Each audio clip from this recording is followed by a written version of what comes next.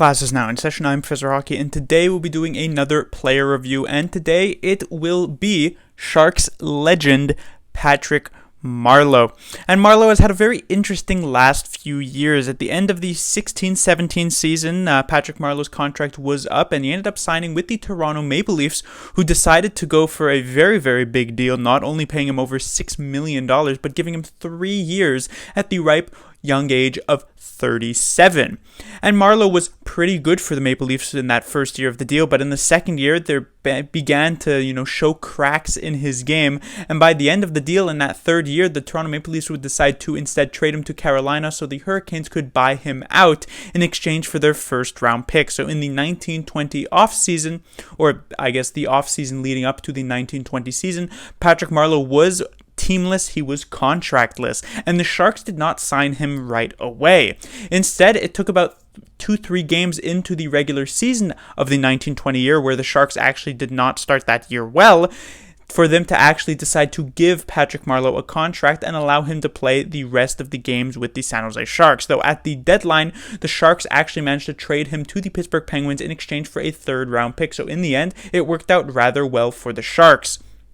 The offseason of that year, though, it seemed as though Patrick Marleau might sort of just retire at that point. However, he was only a few games away from beating the record set by Gordie Howe many years ago for most NHL games played ever. And as such, the Sharks brought him back on yet another 1-year deal, and this past season, the 2021 year, Patrick Marleau did indeed break that record and now holds the most NHL games played of all time. And it seemed as though that by the end of this season, especially with how Patrick Marleau played, that this would be his final year at the NHL level. However, Marleau has stated that he would be willing to come back, surprisingly. Now, should the Sharks actually bring him back? Well, now let's take a look at how he actually has done this season, where just based on his statistics and based on the eye test of how he played, he was pretty much a borderline fourth-line player. And the thing is that he actually ended up being a bit more of a burden in terms of a borderline fourth-line player than a normal borderline fourth-line player would be around the NHL. Why is that? Because, for a player who's more of a veteran, around the NHL, a player in his position might get, half of the season, every once in a while take a bit of a step back, sit out of the lineup, and allow maybe a younger player to step in, and then maybe when you move closer to the playoffs, that veteran type of fourth liner could step back into the lineup to be more of a consistent force in the bottom six compared to a younger player who could be a bit more inconsistent. However, with Patrick Marleau, not only did you play him every single game to let him beat that Gordie Howe record of most NHL games played, but he is also on a massive tear for most NHL games consecutively played, with over 900 straight games. And so, as a Sharks legend, NHL legend at this point,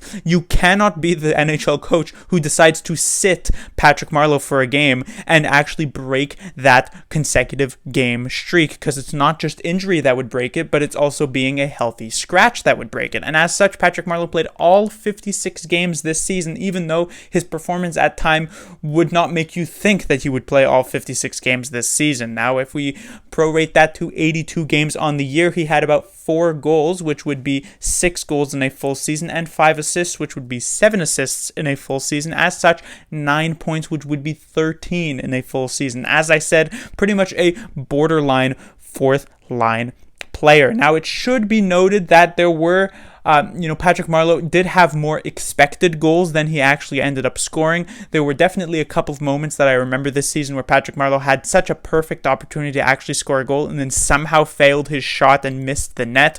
So it should be noted that maybe he should have a couple more points here or there, but still, 13 or even 15 points is not particularly good for a player who you have to play every single game of a season. So should Patrick Marleau come back in the following year, I would say the Sharks probably should not bring him back, though it maybe will end up happening just for legacy reasons. It should also be noted that Patrick Marleau, you might say, oh well, Marleau was a lot of the times playing in the bottom, on the bottom line, and so he was playing with players like Curtis Gabriel and Jeff Viel and Frederick Handemark, and so we never really had an opportunity to get a bunch of points with decent players. Well, it should be noted that while Patrick Marleau definitely did bounce around multiple different lines at 5-on-5, the two players who he actually played the most time with at even strength were Timo Meier and Tomas Hertl as a line. So the fact that Marleau, his most played with line was himself with Meier and Hertl, and he still only managed to put up 9 points in this full season, shows that Patrick Marleau was definitely more of a burden on that, I guess you could say, was a second line at that point.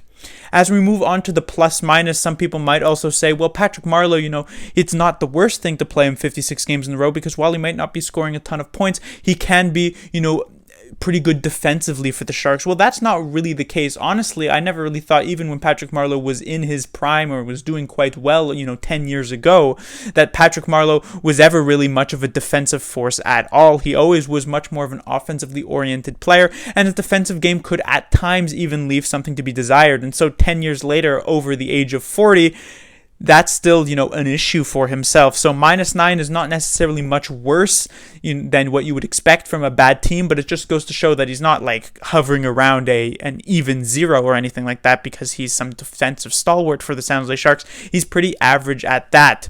And then when you take a look at his ice time, this is also not a very good looking stat for him. 13 minutes and 17 seconds. This is about in line with what you would expect from a pretty average third liner, but as I've said, Patrick Marleau is much more in line with a borderline fourth liner. As such, Patrick Marleau is definitely more deserving of getting maybe 2 to 3 less minutes than he actually did.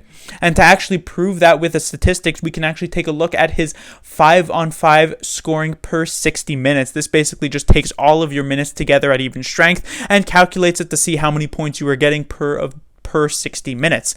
And out of every single player on the Sharks who scored at the very least a single point, Patrick Marleau was behind all of them except Marc-Edouard Vlasic, which is not really a huge achievement to be ahead of a defensive defenseman who, even when he was at his best, was not really known for his offensive capabilities. So the fact that he's only ahead of Marc-Edouard Vlasic in this regard, and yet he's still getting, third line minutes with 13 minutes and 17 seconds, is not really a great look for the San Jose Sharks. And so when we get to his grade, I've said a lot of negative about Patrick Marleau for this, and so you would expect me to be giving him an extremely low grade. But the fact is that coming in at, a player over the age of 40 after the season he just had last season, especially when he got traded to the Pittsburgh Penguins and looked very underwhelming, this wasn't really out of the ordinary or anything at all. He did not exceed expectations, but I don't think he really did any worse than I was expecting a player at that point of his career to do. And as such, I'm going to be giving him the extremely average grade of a C at this point. Class dismissed.